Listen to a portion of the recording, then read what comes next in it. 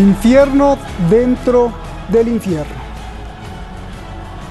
Lo que hoy le voy a contar se puede definir así: infierno dentro del infierno.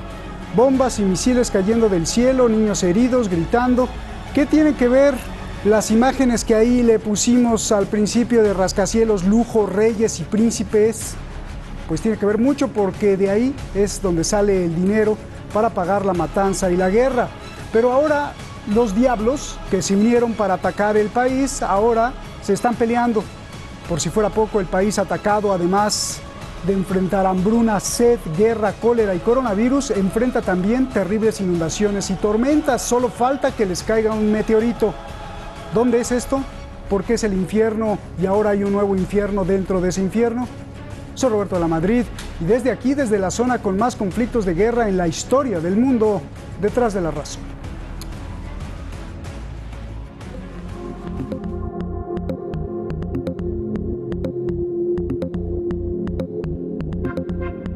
Arabia Saudí.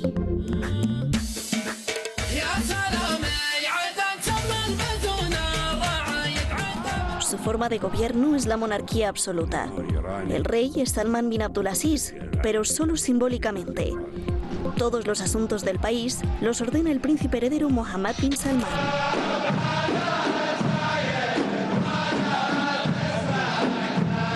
Emiratos Árabes Unidos. Es una monarquía federal. Está compuesto por 7 emiratos, entre ellos Abu Dhabi y Dubái. Su presidente es el jeque Khalifa bin Zayed bin Sultan Al Nahyan. Pero el hombre más poderoso del país es el príncipe heredero de Abu Dhabi y vicecomandante supremo de las Fuerzas Armadas, Mohammed bin Zayed bin Sultan Al Nahyan. Estos dos países, hace 5 años, unieron a sus ejércitos.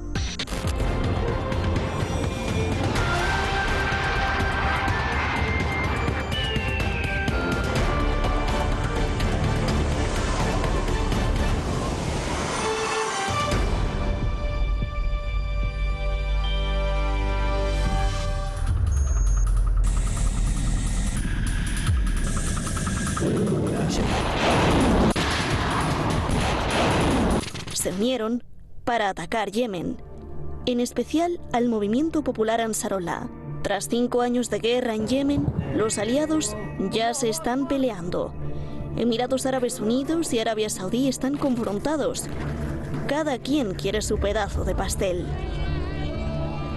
Las fuerzas apoyadas por Emiratos quieren su país propio. En la ciudad de Adén ya declararon su propio autogobierno. En noviembre pasado comenzó la pelea, pero lograron firmar un acuerdo, que hoy rompieron. Y hoy es un caos total en Yemen. Las fuerzas apoyadas por Arabia Saudí quieren restaurar en el poder al fugitivo expresidente yemení Abdurrabbu Mansur Hadi. Las fuerzas respaldadas por Emiratos Árabes Unidos son separatistas, quieren el sur de Yemen. Y las fuerzas del movimiento popular Ansarollah quieren expulsar tanto a prosaudíes como proemiratíes. El país está destruido, sin alimentos, sin medicinas, sin hospitales, con una guerra cruel, con 11 millones de personas en hambruna, con miles de muertos, cólera, desnutrición y ahora la amenaza del coronavirus. Pero por si fuera poco, también la naturaleza. La ONU alerta que paren la guerra ante mortales inundaciones y tormentas que también empiezan a cobrar vidas.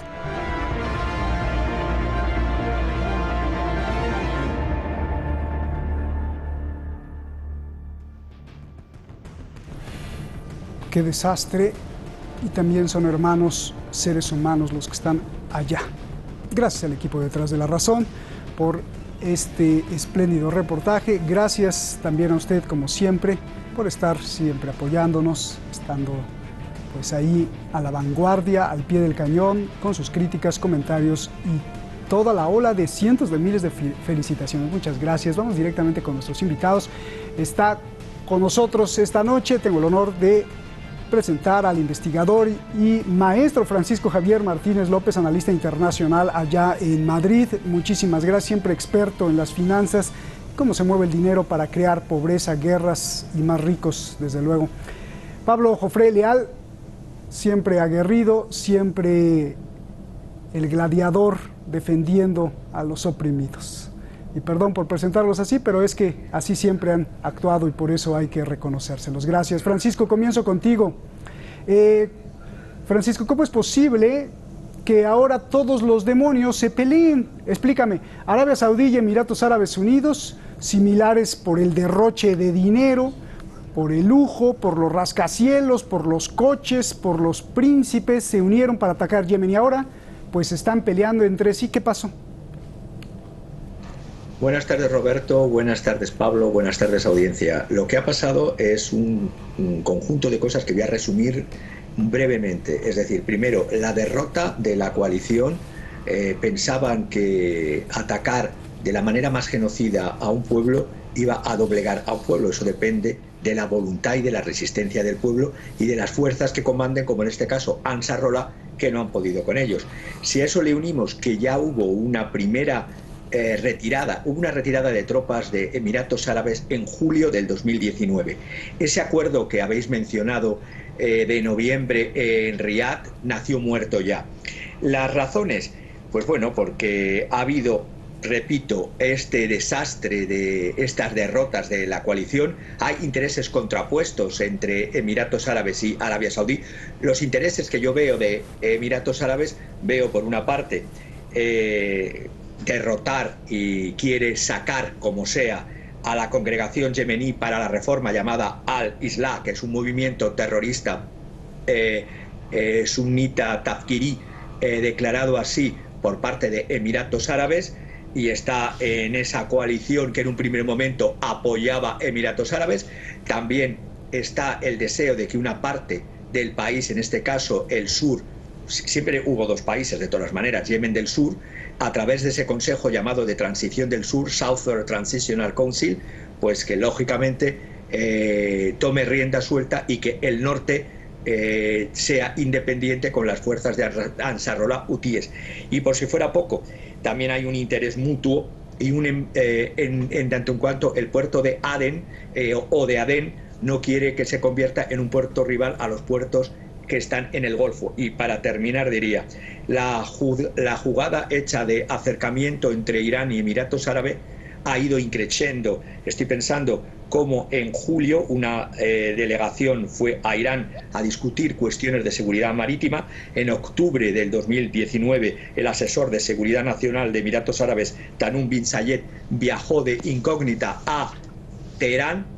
En esa visita en secreto desbloqueó más de 700 millones de dólares en activos iraníes congelados. Y por último, en marzo del 2020, ha habido un envío de 32 toneladas de suministros médicos a Teherán por la crisis pandémica del COVID-19. Es decir, hay más que un deshielo de relaciones Abu Dhabi-Teherán, hay un fait accompli, como dirían en francés, un hecho consumado de ruptura de Emiratos Árabes con respecto a Arabia Saudita y un acercamiento de las fuerzas que antes combatían y que en este caso hay una entente, digamos así, cordial entre Ansarrollah hutíes y lo que entonces ha habido más de 90.000 combatientes en el cinturón llamado cinturón de seguridad en el sur de Yemen por parte de Emiratos Árabes. Esos combatientes ahora luchan ya desde, como habéis comentado, incluso se enfrentan con los de Arabia Saudita. Bien, entonces estás diciendo que ya se está negociando partir en 2 o en 3 Yemen de alguna forma ahí por debajo del agua. A ver, Pablo, quiero escuchar tu visión. Emiratos Árabes confrontado con Arabia Saudí, dos poderes económicos de mucho peso. Dame esta lectura, por favor. Bueno, Roberto, buenas tardes. Francisco, buenas tardes también. Complementando lo que dice Francisco, creo que es muy importante dar cuenta de un Yemen que ha vivido en los últimos tiempos bastante dividido. Era un país dividido por los intereses británicos por una parte y los grupos tribales por el norte en otra. Un país que logró una unificación después de un periodo de transición muy duro, que tuvo una guerra civil en el año 1994, que los intereses, sobre todo de Arabia Saudí en la zona, han significado no solo una presión permanente contra los gobiernos de Yemen, sino que al mismo tiempo, a partir de marzo del año 2015, una agresión directa que ya lleva 5 años, donde encabeza una coalición donde estaban también los Emiratos Árabes Unidos. Una coalición que tiene intereses centrados en Riad, pero donde también los Emiratos Árabes, que tienen su propio mapa político, tienen su propia estrategia, tienen sus propios objetivos, no solo en la zona. Recordemos que los Emiratos Árabes Unidos participan también de la guerra que se libra en Libia en este momento, donde también participa Arabia Saudí. Por tanto, este gobierno de Yemen del sur, respaldado por Arabia Saudí, estos separatistas del sur del país cerraron este acuerdo con Riad a fines del año pasado, pero este acuerdo entre Mohammed bin Zayed Al Nahyan y Mohammed bin Salman, este príncipe saudí, lo que hicieron fue simplemente constituir un desarrollo de una guerra civil dentro de otra guerra civil, con la particularidad que está enfrentando dos socios principales en la coalición que enfrenta a países agresores contra la sociedad yemení. Este enredo, este intríngulis que se da, en definitiva obedece a intereses de dos países regionales, dos países monárquicos, dos países que tienen sus propios intereses en la zona, que tienen su propia agenda política, pero que además tienen visiones distintas sobre una guerra cruel que dura ya 5 años. Oye, y por Pablo, eso que... dígame. ¿Y tú crees que los de Ansarolá, el movimiento popular, pacte con los que fueron sus verdugos, con los emiratíes y su fuerza aérea y los proemiratíes?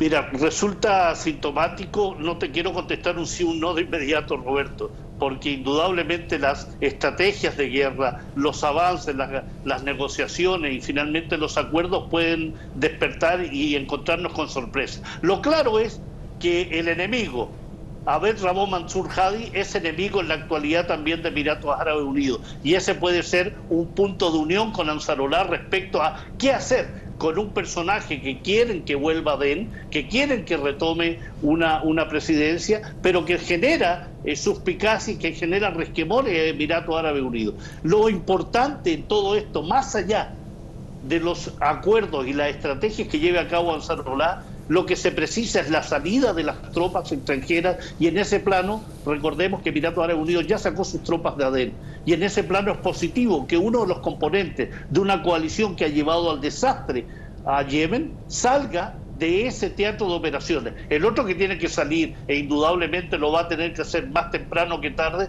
es Arabia Saudí, por las propias operaciones que la resistencia yemení está llevando a cabo, destruyendo infraestructura petrolera, amenazando factores y producciones económicas de Arabia Saudí, y sobre todo asestándole golpes muy potentes a los miles de mercenarios que Arabia Saudí tiene combatiendo contra el pueblo yemení. Bien. A ver, Francisco, dos cosas muy importantes. Uno, al ver esta guerra cruel, como tú dijiste, genocida, yo te pregunto, el perfil psicológico y político de Arabia Saudí pues parecería un perfil completamente sádico. ¿Este factor influye en la guerra tan devastadora que hemos visto, o todos los actores tienen este perfil, pero la diferencia es que unos tienen dinero y otros no tienen tanto? Ese es uno. Y dos, ¿cómo Yemen se convirtió en un tablero de ajedrez de las potencias regionales y mundiales? En cuanto a la primera pregunta, en una guerra siempre hay abusos, pero evidentemente los abusos de la coalición liderada por el príncipe Mohammed bin Salman son reconocidos de todos los institutos internacionales, desde Human Rights Watch hasta Naciones Unidas, condenas incluso de antiguos apoyos, como podía ser dentro de Estados Unidos. La fracción demócrata quiso parar esta venta de armas a Arabia Saudita, pero el veto del presidente Trump lo paró. Es decir, esta es la crueldad manifiesta, vosotros lo habéis dicho en la entradilla, la crisis humanitaria, la epidemia de cólera, las muertes de civiles, porque ha habido muertes de civiles. Eso demuestra también una naturaleza dentro de una guerra genocida frente a lo que son unas reglas de la guerra. Aquí no se ha mantenido ninguna regla de guerra por parte del príncipe Mohammed bin Salman, y encima ahora está en una situación interna catastrófica a Arabia Saudita, porque se dice en información de The New York Times del 8 de abril que posiblemente 150 miembros de la familia Saud han contraído el virus del COVID-19. El príncipe, eso sí, y su padre se han alojado en una isla cercana a Jeddah para que el virus no les toque a ellos. La crisis económica ha sido brutal. las exportaciones, que es el 80% de los ingresos de Arabia Saudita, que es el petróleo, con una bajada del precio del petróleo, y por más que ha habido ese acuerdo que es insuficiente entre Arabia Saudita y Rusia, el tema es que la economía, las reservas del Banco Central de Arabia Saudita, la situación de miedo a pandemia, su megalómana idea que tenía de su plan Visión 2030, todo se ha ido por los suelos. Por lo tanto, a la primera pregunta, crueldad sí, genocidio sí, y los sueños como un castillo de naipes han caído. Y en cuanto a la segunda y última que me has hecho, tenía que ver con... ¿Cómo se convirtió en un tablero de ajedrez de las potencias regionales y mundiales? Sí, fundamentalmente un país que no es que sea... que tenga unos recursos como pudieran ser, aunque los tiene, y que se pueden explotar, sobre todo en la zona de Hamadrut, que está en manos de los terroristas, por así decirlo. Esta es la zona sureste, está dentro de las manos de un Al-Qaeda y de un ISIS. En eso quiero decir que fundamentalmente ha sido porque la explotación, la corrupción y la mala gestión que han tenido los gobiernos de Yemen, apoyados por Arabia Saudita, ha hecho que la gente estallase, e incluso en la zona sur, que está más este Consejo de Transición del Sur, han hecho una declaración también contra el presidente prófugo Abd Rabu Mansur, justamente por corrupción y por mala gestión. Es decir, ha habido un cúmulo de cosas: corrupción, mala gestión, deseos de potencias de apoderarse y de meter gobiernos títeres. Pero quien está sufriendo es el pueblo yemení. Por eso tienen que salir todas las tropas extranjeras. Mi compañero lo ha dicho bien, han salido las tropas de Emiratos Árabes, las de Arabia Saudí, teniendo en cuenta además la sangría interna que está teniendo y el coste político que va a tener el príncipe Mohammed bin Salman. Paremos la guerra, como dice Martin Griffiths, ya, de Naciones Unidas. Bien, yo te pregunto dos cosas también, Pablo. Al ver confrontados a Arabia Saudí y Emiratos, lejos de que se maten entre sí, que pues eso es lo que ahora no nos importa, ¿esto traerá más muerte, más pobreza, más violencia para el pueblo de Yemen? ¿Y qué papel juega aquí Donald Trump, no digo Estados Unidos, sino Donald Trump, el Reino Unido y algunos vendedores de armas? Roberto, te voy a contestar de inmediato esa pregunta, pero no puedo dejar pasar el complemento a lo que contestó Francisco y tus preguntas. Uno, el carácter de las particularidades psicológicas de Mohammed bin Salman.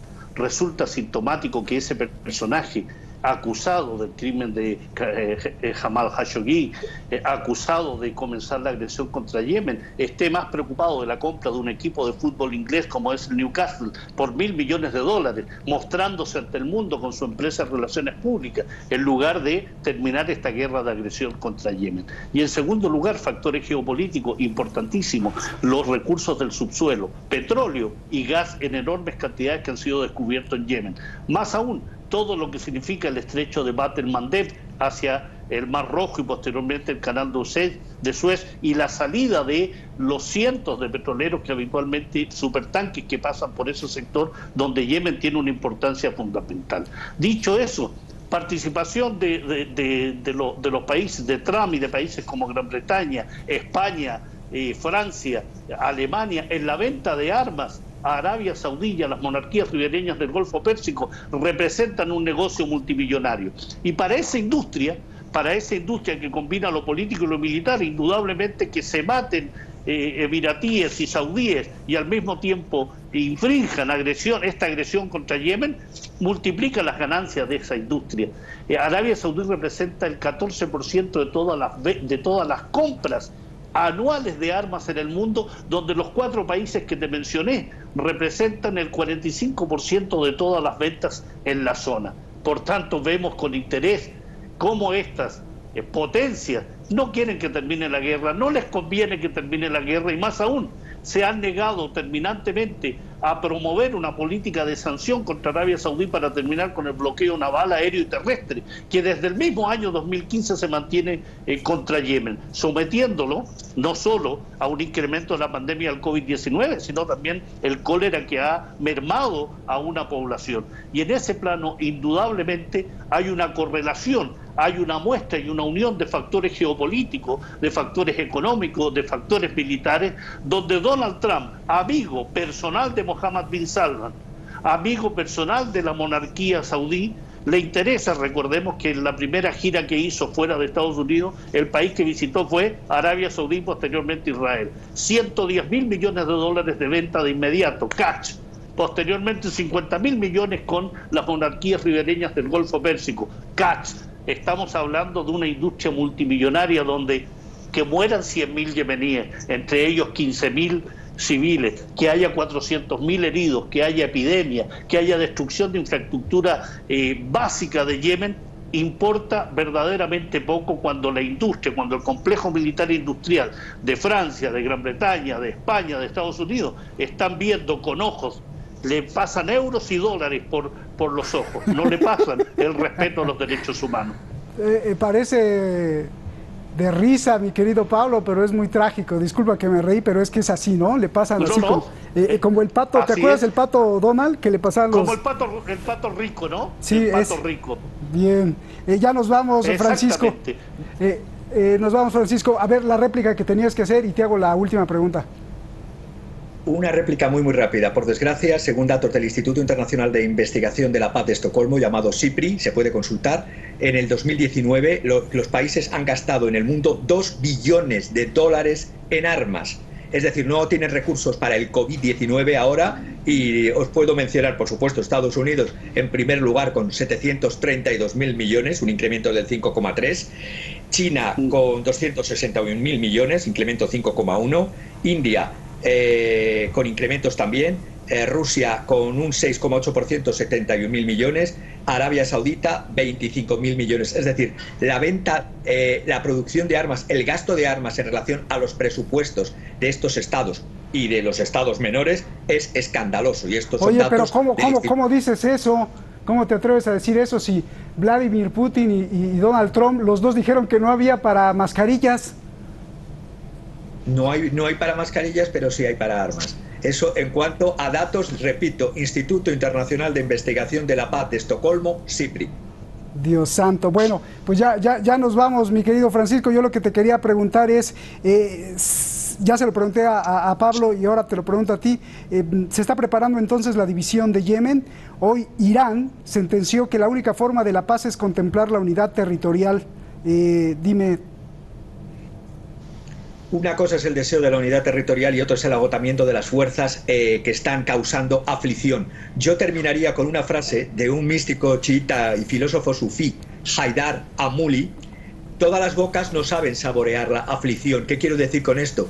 Que por supuesto tenemos que hacer el trabajo del duelo en una situación como la del COVID-19 ahora, pero sin la conciencia siempre presente del respeto, de honrar a aquellos que nos han precedido, la deuda que tenemos todos los que estamos vivos, con todos los que nos han antecedido, y hacia ellos, quienes no respetan esa deuda, quienes no permiten que se haga ese duelo y no se saborea esa aflicción trayéndoles en mente, pues no hay identidad personal, no hay identidad colectiva posible, ni hay cultura posible. Pues te aplaudo, ¿no? Pablo, estarás de acuerdo conmigo. Le debemos nuestra identidad, nuestra historia a los antepasados y tenemos una deuda con todos ellos. Así es. Gracias, un abrazo, Pablo. Gracias hasta allá, hasta Chile. Gracias allá de España. Gracias. Yo continúo denunciando las cosas extrañas. Pues ayer ya ve lo de los ovnis.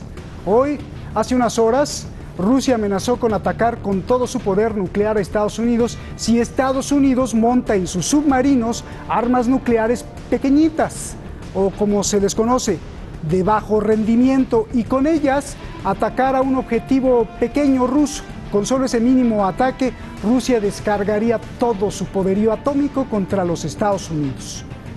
Y yo pregunto, ¿no es extraño que en medio de la crisis de emergencia mundial por el coronavirus, ambas potencias se amenacen nuclearmente? ¿Y por qué lo hacen en público? No es necesario, ¿sí? Sus aparatos de defensa e inteligencia, pues ya lo saben. ¿Es para que nos enteremos entonces nosotros? ¿Qué traen entre manos las potencias? ¿Preparan algo? Espero que sea solo coincidencia con el coronavirus. Buenas noches.